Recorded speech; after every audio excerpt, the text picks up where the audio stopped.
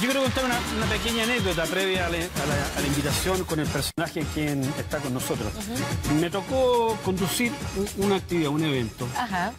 Y de pronto me dijeron, mira, va a estar un señor que se llama Marcial Lozada. Me dijeron, súper conocido. Y yo empecé a mirar y había gente que no lo conocía, de los que estaban ahí. Es súper conocido, pero afuera es muy conocido. Y en Chile comienzan a conocerlo. Él es chileno. Y lo que habló a mí me dejó, la verdad, perplejo. Dije, qué interesante lo que está contando, la mirada que tiene. Y además, más interesante aún es que es psicólogo y matemático. Y yo dije, ¿dónde se juntan lo psicológico con lo matemático? O un matemático con un psicólogo, la verdad es que es muy complicado. Y por eso hemos invitado al doctor Marcial Lozada, psicólogo y matemático, chileno, pero que vive en Brasil, en Estados Unidos y en Chile, ¿no? Bienvenido. Muchas gracias. ¿Cómo psicólogo y matemático, Marcial? Bueno, lo que pasa es que cuando yo era psicólogo aquí en Chile, llega un momento en que tú te das cuenta de cuáles son los límites que tiene la psicología. Y tú dices, bueno, ¿cómo seguimos de aquí para adelante? ¿Ya? Y te das cuenta que la complejidad con la que tú estás tratando no se puede entender bien, a no ser que tú tengas algún modelo que permita entender lo que está pasando, ¿no? Y para eso, si el problema es muy complejo, es muy difícil no usar las matemáticas. Vas a tener que desembocar en las matemáticas para encontrar los patrones que son relevantes, en mi caso, en el estudio de los equipos de trabajo. Pero, por ejemplo, la matemática es 4 por 3 igual 12, 2 más 2 igual 4, 20 dividido por 5. O sea, esa es la matemática. No, esa es aritmética, no. Esa es aritmética. ¿Cómo relaciona la matemática con los grupos, ya sea de trabajo, grupos sociales como los que habitan en cualquier país? ¿Cómo lo relaciona? Claro. Se relaciona por lo siguiente, porque las interacciones de las personas, cuando una persona interactúa con otra, y tú lo miras en el tiempo y haces un gráfico de lo que está pasando o mirando alguna de las conductas, te vas a dar cuenta que las conductas oscilan. A veces son más altas, pues bajan, suben y bajan. O sea, en el fondo tienes una onda. Las mismas ondas con las cuales trabajan los ingenieros eléctricos. Y cuando los ingenieros eléctricos trabajan con estas ondas, usan un análisis particular dentro de las matemáticas que se llama análisis de Fourier, que era un matemático físico francés. Y la gracia que tiene este análisis es que permite entender estos patrones, en qué consisten. Y cuando uno entiende los patrones, gana muchas cosas. En primer lugar, puede hacer un diagnóstico de cómo funciona el equipo. Y después, en base a ese diagnóstico, puede hacer un programa para mejorar la interacción del equipo. Pero si no tuviera las matemáticas, no verían los patrones. ¿Y eso se maneja con porcentajes o de qué manera? No, se maneja, se tabula, tú observas un equipo y vas tabulando lo que está pasando. Entonces, por ejemplo, en mi modelo, una variable importante es las veces que tú eres positivo versus las veces que tú eres negativo. Tanto con palabras como con gestos. Los gestos son muy importantes. ¿Las sociedades de hoy son negativas, positivas? Depende cuál. Porque si tú tomas la sociedad brasileira, por ejemplo, que conozco bien, es mucho más positiva que la nuestra, mucho más. ¿Los latinoamericanos respecto de los estadounidenses, por ejemplo? Un poco mejores, diría yo, que los estadounidenses en general. A pesar de que los estadounidenses, cuando tú los comparas, por lo menos en mi experiencia, con los europeos son más reservados, más que los americanos. Los americanos son un poco más abiertos que ellos. Pero dentro de los latinos, yo diría que nosotros, los chilenos, no somos de los más positivos, ¿no? ¿Qué significa ser positivo, Marcial? Significa admirar a los demás, la capacidad de admirar a los demás sin el chaqueteo nuestro, ¿verdad? Que es muy común, la capacidad de celebrar cuando algo está bien, de no tragarte lo que tú ves que está bien y decir, está bien, pero lo piensas y no dices nada, ¿no? Decirlo, si está bien. Y sobre todo lo que importa es la tasa de positivo a negativo, la ratio, ¿no? Porque lo importante es que para poder tú funcionar óptimamente, por lo menos tienes que tener al final del día, digamos, 3 positivos por cada negativo. Interesante eso. En la vida nuestra, diaria. Exactamente, claro. En un momento tú puedes ser negativo porque la situación lo requiere, pero la cosa es, a final de cuentas, cuántas veces tú eres positivo y cuántas veces tú eres negativo. Cuando tú sabes esta persona es negativa tantas veces, es positiva, ¿tú puedes, de qué manera puedes modificar eso? Buena pregunta, claro, porque eso es la clave. Lo puedes modificar o no lo puedes modificar, ¿verdad? ¿Se puede? Claro, se puede, sí, ciertamente. Siempre ¿De qué se puede. manera? Mira, nosotros ya, sacaba la cuenta la otra vez, debemos haber visto unos 1080 equipos, más o menos, de distintos países. Y no hay ningún equipo que nosotros hayamos entrenado que no haya mejorado su tasa de positivo a negativo. Ahora, ¿cómo lo haces tú esto? ¿Cómo se mejora la tasa? No es tan simple. Tú no le puedes decir a la gente, mire, usted tiene que llevar la cuenta, ¿no? Entonces, fíjese bien, ¿no? Cuántas veces es positivo. Claro, entonces, no sé, tendría que tener una especie de rosario así con el cual cuenta la positivo o negativo. No. Lo que tiene que... lo que nosotros hacemos es mostrarle a la persona cuándo es negativa, cuándo es positivo, sobre todo en los gestos, que es lo que no vemos. Las palabras tú las puedes controlar relativamente bien, el lenguaje es más controlable que los gestos. Y gran parte de nuestro entrenamiento consiste en enseñarle a la gente a tener más expresiones de positividad. En eso los brasileños son maestros. Tienen muchísimas más expresiones que nosotros. De partida, el gesto nacional de Brasil es este. Tudo bem. Claro, tudo bem. Tudo bem, exactamente. El saludo ya te lo dice, ¿eh? Tudo bem, tudo bom. Yo la primera vez que llegué a Brasil me dijeron tudo bom, como pregunta. Yo traté de responderla. Entonces le dijeron, bueno, todo bom, no, alguna cosa así, otra no. Me dijeron, no, es un saludo nomás. Claro. Pero por ejemplo, nosotros aquí, Sí. a propósito, ¿por qué está Marcial? Nosotros somos un equipo de trabajo. Seguramente tú que nos estás viendo también, todo el mundo funcionamos en equipo de trabajo. Y aquí tenemos gente que pasa la vida, por ejemplo, en el día sonriendo y que uno como que acerca, hay gente que acerca, hay otra gente que por distintos motivos como que se provoca un distanciamiento. Ahora, en un grupo de trabajo es bueno que existan ambos, porque si todos estamos así, no. Y si todos estamos... ¿Tiene que haber un equilibrio? Muy buena pregunta. La pregunta ahí en el fondo es si hay un límite para el positivo, ¿te fijas? Porque está claro que si todos somos negativos las cosas no van a andar bien. Pero la pregunta es si todos somos positivos, ¿van a funcionar bien? No, hay un límite para el positivo. Por eso que la tasa oscila mínimo 3-1 hasta 6-1. De hecho, nosotros nunca hemos visto un equipo que tenga más de 6-1. Ese es el límite. 6-1, 6 positivo por 1 negativo. Exacto, claro. Entonces, si se diera el caso, que nunca lo he visto, pero si se diera de que tuviera una tasa, una ratio superior a 6-1, sería irreal. Sería una cosa que no sería creíble, pongámoslo de esa manera. Y por lo tanto la performance, el rendimiento no sería óptimo.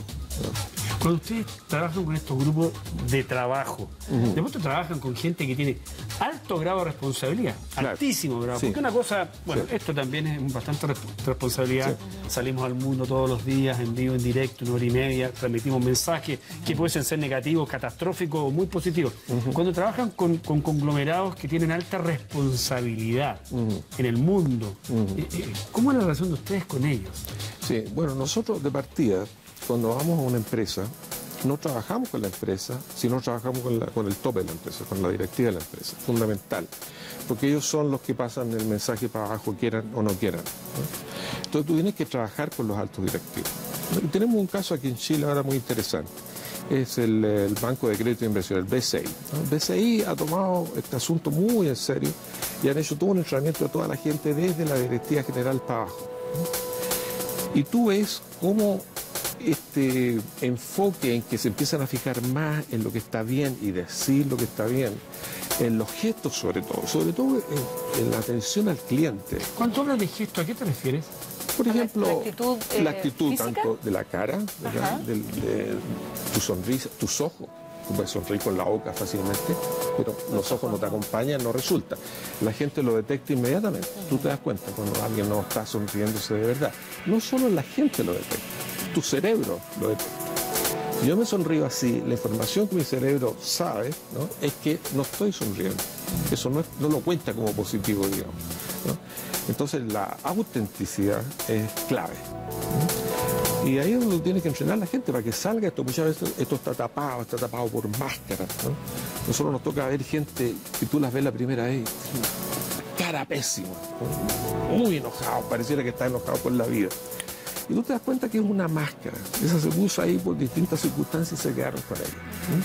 Entonces, gran parte del trabajo consiste en quitar esta máscara. ¿Quién es la persona que está detrás de la máscara?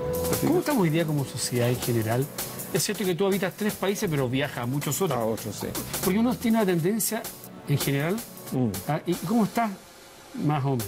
Esa sociedad, sí, mira los problemas que tiene. Hoy día el mundo, hoy día en el mundo entero la gente salió a las calles a manifestar su disconformidad con ciertos aspectos del día a día. Claro. Pero por otro lado uno dice, bueno, ¿y cuándo vemos la parte positiva? Claro. ¿Cómo Mira, lo ves? eso es bien interesante porque recuerdo hace poco estuve en Italia y te decía la persona que me llevó allá que la prensa italiana hace mucho énfasis en el negativo. Todo lo que está mal, lo que está mal, lo que está mal. Y esto tiene una influencia. Y en ese sentido ustedes, que son parte de verdad de la prensa, tienen un papel muy importante. Porque el asunto es, lo que se justifica diciendo, ¿verdad?, es que las buenas noticias no venden. ¿No? Las que venden son las catástrofes, las calamidades, todos los problemas que la gente tiene. Yo no sé si será así. Tal vez es falta de imaginación para mostrar lo positivo, ¿no? Porque hay tantas cosas bonitas, positivas, ¿no?, que pasan a veces desapercibidas. Por ejemplo, cuando el movimiento racial de los Estados Unidos empezó con un pequeño gesto, que fue una señora que se negó a ceder el asiento a un hombre blanco en un bus, donde en aquellos tiempos los blancos, si entraban al bus, tenían que ceder el asiento, los negros tenían que ceder asiento a los blancos. Y esta señora se negó a hacer eso, con un costo muy alto, pero se negó. ¿Y qué pasó? Empezó un movimiento. Hay una foto tomada recientemente en el mismo bus que está en un museo en Detroit, donde está sentado el presidente de los Estados Unidos, Barack Obama. En ese asiento. Donde esa mujer negra no le dio el asiento a un blanco. Exacto. Entonces ahí demuestra cómo a veces pequeños gestos, pequeñas cosas, tienen un enorme poder y una enorme trascendencia. Entonces debiéramos fijarnos más en lo que está bien. Yo tengo un amigo filósofo finlandés, se llama Esa Saarinen, que él dice que el gran problema que tiene la gente es que retiene mucho lo positivo. Nosotros vemos en el día muchas cosas buenas. Yo me levanto en la mañana, veo que una mujer está muy linda, bien vestida, y lo pienso, pero no le digo. Le digo, mira qué linda te ves, ¿verdad? Porque después de un tiempo, no, tal vez lo dijo al comienzo, pero pasó un tiempo y ya se da por supuesto. Pero si uno hiciera esto, y si uno se fijara en qué es lo que está bien, y uno dijera, mira, cómo me gusta eso, de verdad, tiene que ser sincero, el mundo cambiaría. Es cierto, es tan interesante lo que está señalando, el ejercicio básico de levantarse en la mañana y decir simplemente, qué linda que estás, qué agradable está el día. ¿Por qué tenemos la tendencia a lo negativo? Hay un sesgo negativo que nos dio la evolución. La evolución. Que lo negativo te puede perjudicar. Puede haber algo negativo que puede ser muy amenazante. Y lo que trata de hacer la evolución es de protegerte para que sobrevivas como especie al final. Entonces tenemos un sesgo que más o menos se calcula en promedio que es 2 tercios el poder del negativo sobre un positivo. Entonces, cuando tú dices hay un positivo y un negativo y los pones en la balanza se inclina al negativo, porque pesa 2 tercios contra este otro, ¿te fijas? Y es por eso que tenemos esta tasa de 3-1 para poder sobrepasar el sesgo negativo. Entonces tenemos el sesgo negativo por una cuestión de sobrevivencia. ¿Sobrevivencia? ¿Por qué? A ver. Porque si no lo tuviéramos, se nos escaparían situaciones de peligro y podríamos, entre otras cosas, perder la vida. Y lo que le interesa a la evolución es que no perdamos la vida. ¿Te fijas? En cambio, el positivo no amenaza la existencia. Entonces no nos fijamos tanto en él. Pero eso es si queremos sobrevivir. Pero si queremos hacer más que sobrevivir, si queremos trascender como seres humanos, no basta con sobrevivir. Como una especie de, no sé si de mensaje, pero de interpretar, de sentimiento, Marcial. ¿Hoy día está primando lo negativo en el mundo en general? Sí, sin duda. ¿A quién le conviene eso? A nadie. ¿Y por qué? Ahí tienes tú cómo somos tontos. Cómo a la humanidad le falta mucho camino por recorrer, ¿no? Porque en realidad no ayuda. Entre otras cosas te afecta físicamente, ¿no? Sube el nivel de cortisol y muchas otras cosas cuando tú eres demasiado negativo. Hay un estudio que hizo la Universidad de Michigan, donde yo trabajé un tiempo, que muestra en parejas, uno de los cuales tiene una falla congestiva del corazón, significa que va a morir en un tiempo más. Ellos hicieron una entrevista de la pareja, de la persona que tiene el problema y su pareja, y lo observaron durante 10 minutos interactuando. Y tomaron la tasa, el ratio de positivos a negativos en la interacción. Resulta que aquellos que tenían más negativos que positivos y que no tenían suficiente positivo y suficiente positivo de 3 a 1, se podía predecir si el paciente iba a estar vivo o muerto 4 años después. Si usted quiere seguir escuchando a Marcial Lozada, si usted quiere conversar con él, tener la posibilidad de interactuar, ¿lo pueden hacer? ¿De qué manera? Tiene un sitio donde pueden ir, que es la www.lozadaLineConsulting, Ahí está apareciendo en pantalla más también los puntos de contacto. Ahí hay varios artículos que pueden leer y pueden enterar más. De verdad que, lo dije al inicio, no lo conocía. Sí. Ha sido muy grato conocerte. Bueno. Aprender, sumamente atractivo. Fue muy interesante invitar al programa para esto que parece tan simple como entre lo negativo y lo positivo. Mira la implicancia que tiene en el mundo entero de funcionamiento, que simplemente agradecer. Muchas gracias a ustedes. Ha sido muy grato. Sí. Muy amable. Muchachos, nos vamos a una pausa y ya volvemos. Y agradecer lo positivo que fue el cruce suyo por la cámara. Fue muy bueno. Veamos lo positivo, Gillo.